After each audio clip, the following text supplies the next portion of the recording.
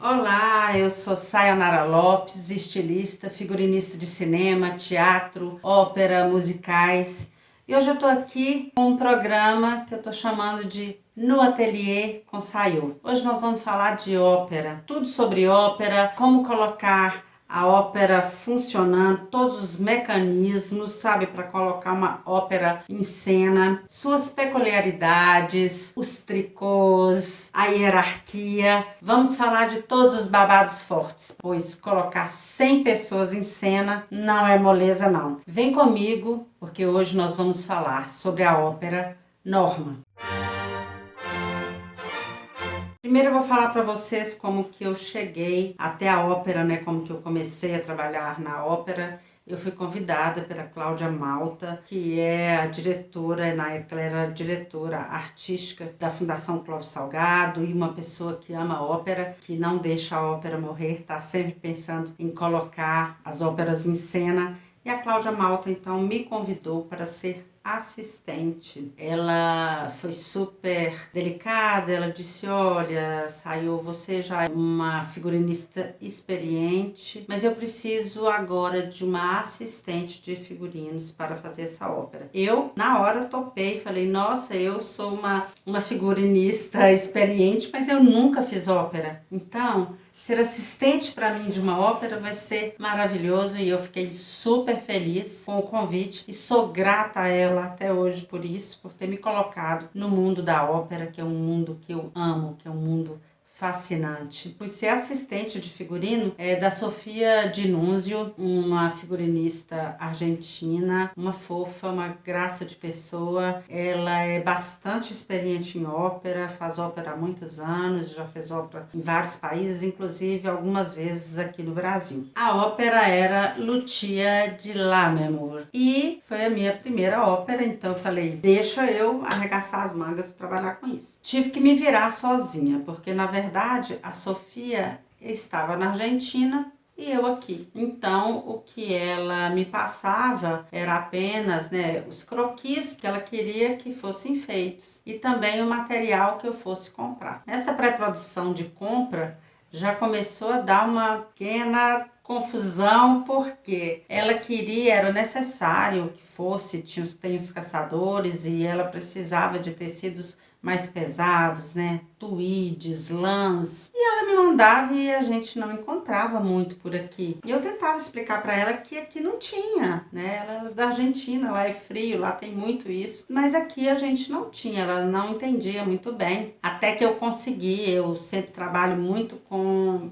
acervos antigos de lojas, fundos de lojas de tecidos, e aí eu fui conseguindo umas lãs antigas, uns tweeds antigos e comecei então a acertar o trabalho com ela e montei minha equipe, falei, vou montar uma equipe de trabalho e fui pro ateliê fazer. Só que eu tive que aprender tudo na marra porque ela estava fora, mas eu aprendi. E aí me apaixonei pela ópera, por toda a sua grandeza, pela sua magnitude, pela sua erudição, por tudo, pela música. Eu lembrava muito do meu pai, que meu pai amava a ópera. E aí a Sofia chegou, as roupas já estavam em ponto de prova e ela gostou muito do trabalho que eu tinha feito e eu aprendi muito com a Sofia. Eu trabalhava o dia inteiro no ateliê e à noite tinha ensaio, eu ia pro Palácio das Artes, sentava lá e ficava aprendendo o que ela estava olhando e ela gostava que eu fizesse essa assistência com ela. E eu então fui entendendo o olhar do que é preciso olhar na ópera para que você consiga fazer um trabalho. A primeira coisa é que você tem que entender que o que está lá no palco, as primeiras filas tem que enxergar, mas também lá em cima na galeria tem que enxergar também. Então foi um grande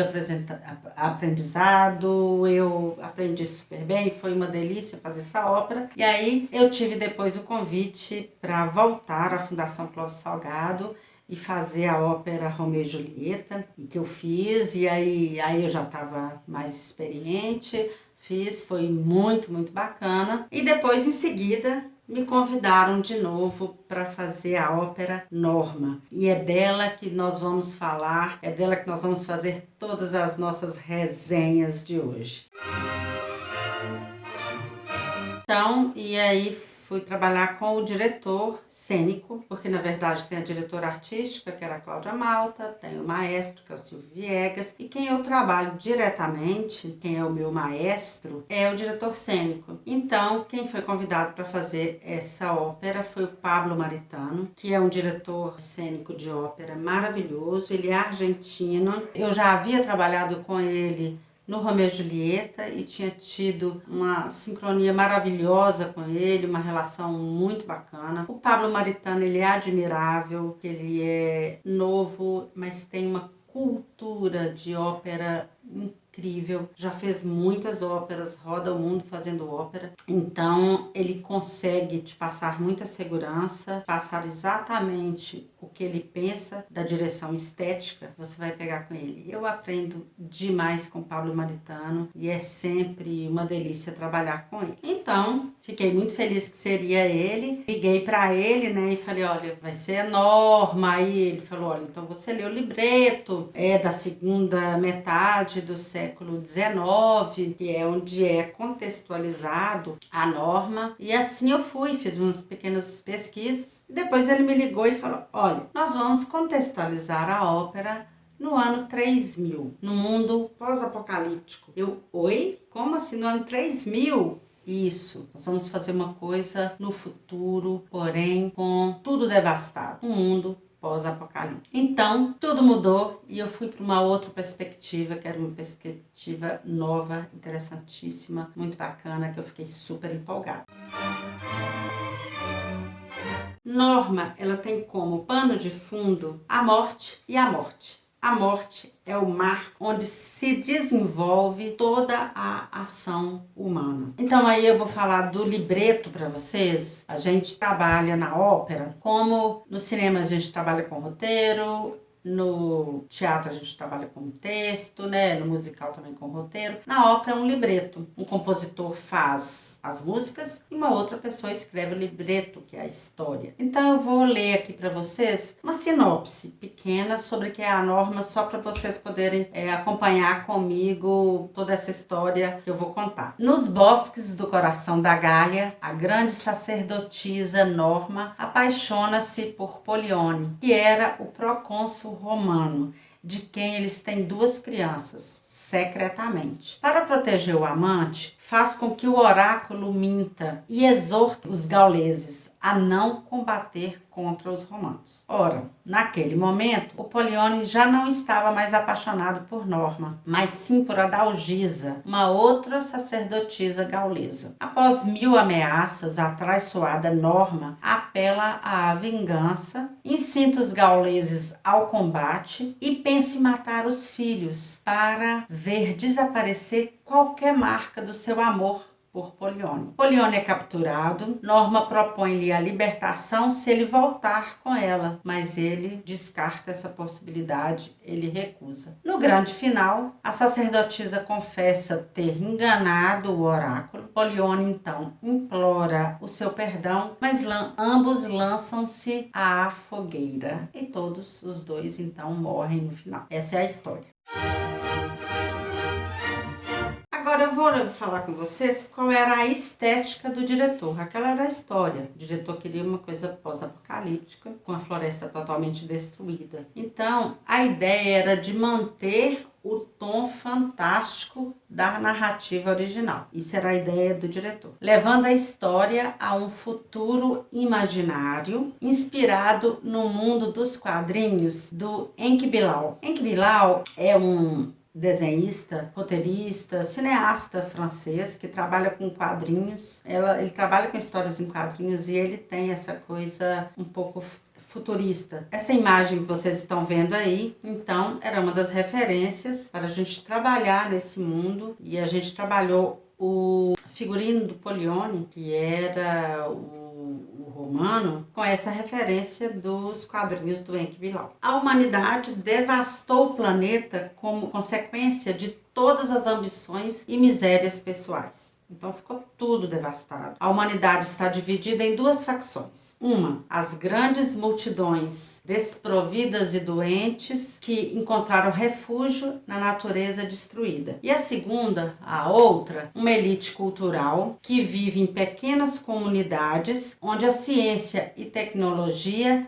sobrevivem e procuram reconquistar o planeta. O ponto essencial a entender é que o mundo foi praticamente destruído e as relações humanas são a única coisa que resta. Então, este apocalipse tirou da humanidade a possibilidade de possuir qualquer coisa. Só ficaram as relações humanas. A floresta destruída é uma metáfora clara. Estamos diante do teatro humano, visceral, carnal e imediato de Bellini. Entre cada decisão dos seus protagonistas não é outra coisa senão a escolha entre a vida e a morte. Bellini compôs essa ópera. Essa ópera foi estreada em 1831 em Milão. Ela é considerada uma das obras mais importantes do bel canto e falam também que a Norma, a solista, quem faz Norma, é uma das mais difíceis de cantar, que é uma obra que exige muito da soprano. E a nossa foi a Eiko Senda, que é maravilhosa, que daqui a pouco eu vou falar para vocês. Bom, aí eu pirei. Falei, nossa, é um universo muito maluco, muito interessante. E eu fui pesquisar, Fui pesquisar o Eike Bilal, o que ele tinha. Eu costumo fazer uma pasta no Pinterest com todas as imagens que vão me interessando. E aí compartilho com as pessoas que estão na equipe de criação comigo, para que elas saibam qual o caminho que eu estou seguindo. Eu mergulhei nos filmes. Um filme que foi muito importante para mim, para eu ter como referência, foi o livro de Eli, muito, muito bom. Nos Vikings, aquela série, eles têm um figurino excelente.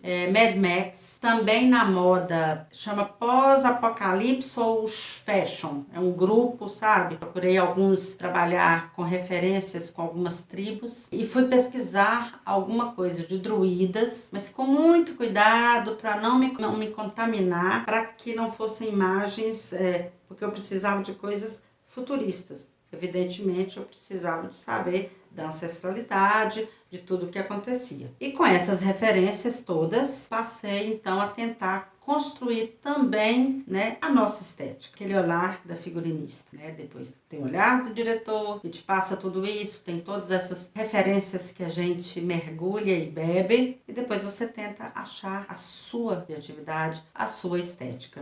E aí foi muito bacana, porque eu embarquei nessa história, nesse universo, e fiquei imaginando que essa floresta toda destruída, aquele monte de escombros, tudo no meio daquilo, muitas coisas destruídas, e que as pessoas então, quem sobreviveu a tudo aquilo, ia passando, ia pegando aquelas coisas, ia se apossando do que fosse bom para elas, que ela poderia usar qualquer hora, e ela foi colocando na sua indumentária, fazendo daquela indumentária uma indumentária utilitária, pegando todos os restos que sobraram então daquela destruição. E aí, passei então para pensar na minha equipe. Sabendo que eu teria que construir tudo, porque eu não teria praticamente nada em acervo, porque isso realmente é muito diferente para uma ópera. Então, eu contratei era uma assistente, porque são 100 pessoas em cena, então uma assistente daria conta de trabalhar comigo. A contramestra e cortadeira, que era a Thales Escapolin, a minha assistente era a Carol Dupin, a contramestra e a cortadeira, a Thales Escapolin. Aí trabalhei com 5 costureiras, que já trabalham comigo há muito tempo, 4 aderecistas, diferentes e experientes, porque eles tinham muito trabalho de adereço. Eu tinha muito adereço, toda a roupa, praticamente toda a roupa, de todos os figurinos, dos 60 do couro, mas do resto todo, todos tinham muito acervo, muito adereço, muita coisa acoplada e muita amarração, Então eu tinha 4 aderecistas e cada um deles tinha uma habilidade diferente do que eu precisava. Eu convidei o Lázaro Lambertucci para poder fazer juntamente comigo a criação da maquiagem, que ficou incrível, e nós usamos 16 pessoas na equipe só para maquiagem e cabelo. Feito isso, eu preparei uma reunião de apresentação do trabalho com a equipe. Uma reunião bacana, bem preparada. Eu mostrei tudo da estética que o diretor queria. Expliquei tudo e todo mundo ficou assim fascinado. Uma ópera futurista e ao mesmo tempo de uma coisa destruída, de um momento pós-apocalíptico. Então, assim, foi uma coisa que fascinou as pessoas, porque ninguém nunca tinha trabalhado com isso. Aí eu mostrei todas as minhas referências que eu ia trabalhar, para que eles pudessem entender todo o meu caminho, se apaixonar por isso, convencer as pessoas a entrar no projeto, e com isso a equipe ela performa melhor, porque ela entende melhor o que ela precisa fazer, especialmente nessa ópera. A equipe me ajudou muito, porque todo mundo começou a procurar material para mim. Eu comecei a falar, era muito material inusitado que eu queria. Então, as pessoas começavam a procurar para mim. E as costureiras, tinha dia que chegava, olha, Sayonara, lá em casa tinha alguns circuitos de computador antigo. Eu achei que você pudesse querer umas placas muito estranhas, trazia para mim. Eu, nossa, que fantástico! Já passava para os aderecistas, que já piravam com aquele material. Outro começava a falar, olha, achei um monte de fita cassete lá em casa que eu acho que você vai poder trabalhar. A outra vinha com teclado de computador antigo. O outro, um rádio, aqueles rádios que a gente usava, aqueles antigos que eram um negócio desse tamanho assim. Então assim, as pessoas foram super interessadas em tudo que eu falava e começaram realmente a trazer material para mim. Vocês vão ver o resultado, que os materiais estão todos lá, O trabalho do aderecista, por exemplo, do Antônio Lima, ele consegue fazer esculturas muito maravilhosas. Então, ele fez um trabalho de escultura e foi ele que fez o nosso astronauta Polione. Eu vou contar para vocês os detalhes desse figurino. Comecei a desenhar os figurinos dos solistas. Solistas são os principais, São os cantores principais que fazem tanto os protagonistas como os antagonistas e como também os coadjuvantes, mas são pessoas que têm maior participação na ópera, então são esses solistas. A Norma seria encarnada e quem cantaria a Norma era a magnífica Eiko Senda, uma voz poderosíssima, uma cantora internacionalmente conhecida. Ela é japonesa, mas fala várias línguas, inclusive fala muito bem o português, graças a Deus, porque eu precisava conversar muito com ela. A Eiko é uma grande cantora que já é internacional, então ela roda muito o mundo trabalhando, mas de uma generosidade, de uma dedicação ao trabalho e de um amor ao figurino, por entender que o figurino ajuda ela a contar essa história. Então ela é muito disponível para nós figurinistas e isso foi muito bacana. Bom, então eu tive um grande desafio com a Eiko, porque ela é japonesa, como eu disse, ela tem uma estatura baixa, não tem uma cintura muito marcada. A Norma é uma sacerdotisa bonita, uma sacerdotisa com poder, com uma certa sedução. E aí eu fui fazer a primeira prova na Eiko e a cintura que eu havia marcado para a Eiko atrapalhava ela cantar, apertava o diafragma dela, não tinha como ela cantar. Então eu falei, meu Deus, o que eu vou fazer? Porque eu preciso realmente fazer com que essa estética vire lá em cima do palco sem atrapalhar a nossa cantora magnífica. Falei pra ela, Eiko, eu e a Thaís estávamos lá fazendo a prova. Falei pra ela, Eiko, nós vamos achar uma solução. Ela, ai, fica tranquila, eu tenho certeza que vocês vão achar e tal. Enfim, eu fui pra casa e pensei, falei, nossa, nós temos que fazer uma escultura, Nós temos que fazer, esculpir uma cintura e colocar embaixo sem atrapalhar, sem apertar, Porque qualquer corset, qualquer coisa que eu fosse colocar, aperta o diafragma e ela não conseguiria. E dizem que essa ópera é dificílima para a cantora. No outro dia eu sentei com a Thaís, com o Antônio, com a Márcia Heredia, falei, olha, eu tenho que achar essa solução. E assim nós achamos a solução, fizemos realmente uma escultura para colocar na cintura dela. E a Eiko ficou lindíssima em cena, vocês vão ver as fotos, tudo que ela colocava ficava realmente magnífica, juntando com o seu trabalho, que é maravilhoso, tanto de atuação como de cantora.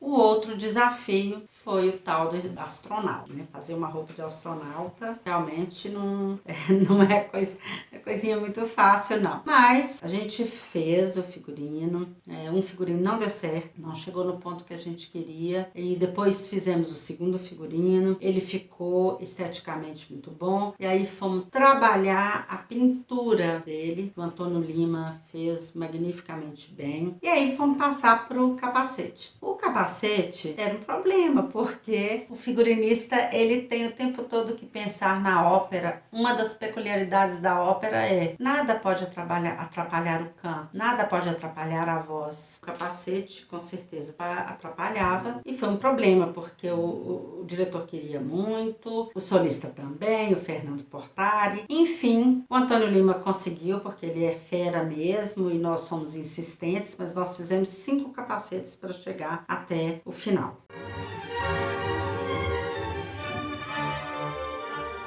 Bom, então aí, depois disso eu passei a desenhar os figurinos do coro. Tinha vários solistas que eu desenhei, né, da Algisa, que ficou incrível, que só para vocês saberem, a bota dela quebrou 2 vezes, que foi feito especialmente para ela, e a gente tinha que consertar. Realmente, ópera é um babá. A movimentação de cena é muito grande, né? Mas aí eu fui desenhar os figurinos do coro. Para esse figurino em especial, cada um era de uma forma. Normalmente o coro, ele vai para um baile, por exemplo, então às vezes tem 20 homens com um smoking, às vezes tem 20 mulheres com roupa de baile, né? Esse não. Esse cada um era um figurino diferente do outro. Eles são 60, entre homens e mulheres. Então eu desenhei muita roupa. Os figurinos para o coro lírico não eram confortáveis, a maquiagem era pesada, desenhada, maravilhosa, mas era um desafiador para eles. O coro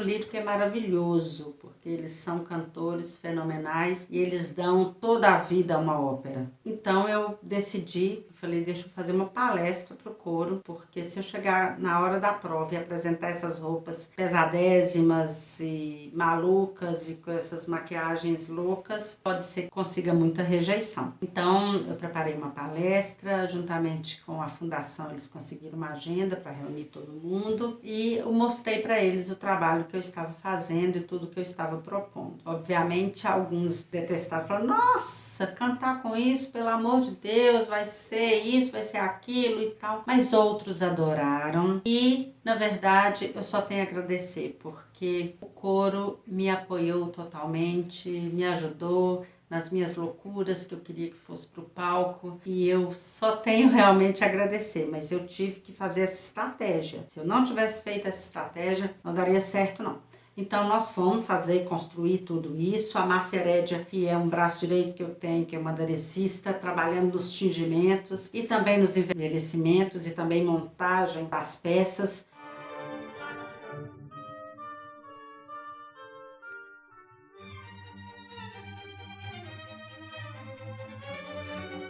Um trabalho muito grande com todos da equipe, juntamente com todos os aderecistas. A Angélica, que eu nunca havia trabalhado com ela ficou com a parte de couro, trabalhou super bem, porque eu tinha muito couro para fazer, muita bota, muitas amarrações, muitos coletes. E foi um trabalho incrível. A Dora Vidigal também deixou todo o seu talento com a gente, porque a gente tinha 4 aderecistas.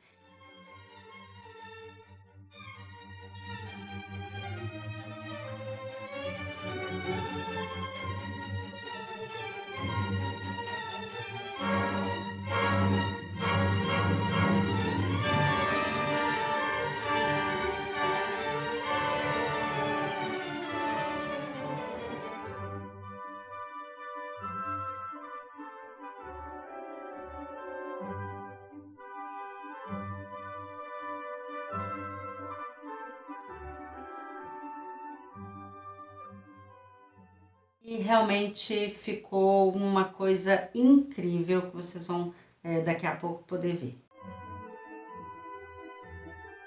Então aí começou a chegar a hora da verdade, porque aí começa os ensaios. O primeiro ensaio que a gente tem é o antepiano, que vai com figurino, mas só os solistas vão com figurino. É pra gente testar as provas de roupa. Se dá tempo, o tempo da música, com a prova de roupa que a gente tem que fazer. Diversas vezes é bem complicado, a gente precisa ter, em determinados momentos, mais de uma pessoa vestindo aquela mesma pessoa, porque as peças são complicadas e o tempo é pequeno. Então, por isso a gente faz esse ensaio que é super importante pra gente do figurino. Depois, aí nós levamos tudo pro ateliê, que foi feito, que teve acerto, que pisou a barra, que o chão era difícil, etc. Vai tudo pro ateliê de novo, faz o acerto e volta então pra gente fazer o pré-geral. O pré-geral é um ensaio praticamente normal, né?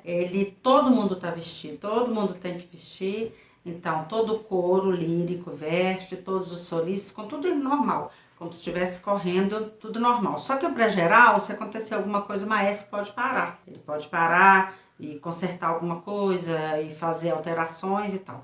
Aí a gente vai, olha tudo que deu errado, tudo que deu problema, isso que descolou, isso que não pintou, isso que não deu certo e tal. Leva tudo de novo pro ateliê, faz todos os acertos e aí sim nós voltamos. Esse pré-geral, ele é bem importante para a gente olhar tudo. Então eu, minha assistente e o diretor cênico ficamos na plateia. A gente assiste tudo na plateia para olhar exatamente como que está sendo visto. Então, hora eu fico lá na frente, hora eu fico lá atrás para ver se tudo está sendo visto da forma com que eu pensei, como que eu gostaria. Porque uma coisa é no audiovisual que você chega e tem os detalhes. Outra coisa é na ópera. Tá lá no palco, com muita gente no palco e tem que estar passando tudo que você quer e na última fileira todo mundo vendo igual. E a gente fica lá embaixo procurando os problemas para poder resolver. De novo, nós vamos para o ateliê arrumar ainda tudo que pode ainda estar errado para nos preparar para o ensaio geral. Ensaio geral para mim, é uma resta normal. Tem que estar tudo perfeito para aquele. Tem público, né? Então tem que estar tudo perfeito. E sem falar que a gente tem que cronometrar toda a caracterização. Essa ópera, a Norma, que ela foi maravilhosa e muito trabalhosa, né? Tinha 16 pessoas, então eu tinha que cronometrar todo mundo que chegava. A gente começa, os cantores começam a chegar às 17 horas para estar tudo pronto às 20 horas. É um corre, uma correria maluca. Eu falo, ópera é gincana. Se prepare que você vai participar de uma gincana, tá? Como já tem público, o espetáculo corre normal, né? São convidados, mas eles estão ali para poder ver um espetáculo normal. Como eu disse, que para mim é uma resta, para mim é a estreia. A minha pré-estreia, para mim, já é a estreia. Mas deu tudo certo, nada de errado com o nosso pré-geral. Para falar da equipe para poder fazer, da equipe lá, né? Primeiro eu falei da equipe que estava no ateliê, agora eu tô falando da equipe que eu levo para o teatro, né? Então vai minha assistente, que rala com força, muito. A assistente trabalha muito porque ela tem muitas funções, tá? Muitas mesmo. Eu trabalho muito porque eu fiscalizo tudo, faço questão de olhar detalhe por detalhe, né? Tem equipe de maquiagem, como eu já falei. Tem equipe de camareiras, que nesse caso tem a chefe de camareiras e mais 9 camareiras para poder atender todo esse pessoal.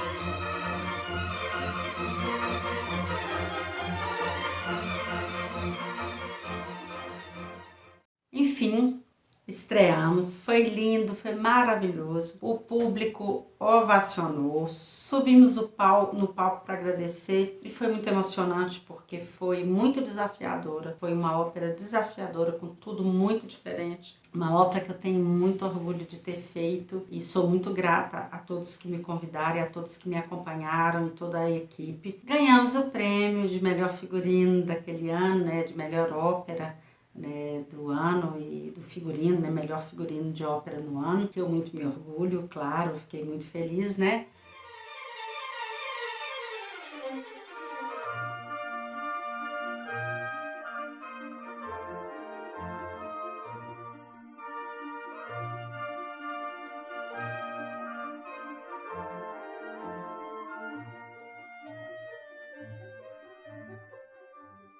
Então essa foi Norma, nos acompanhe aqui, porque nós teremos outras resenhas, outros casos para contar no Ateliê com Sayô.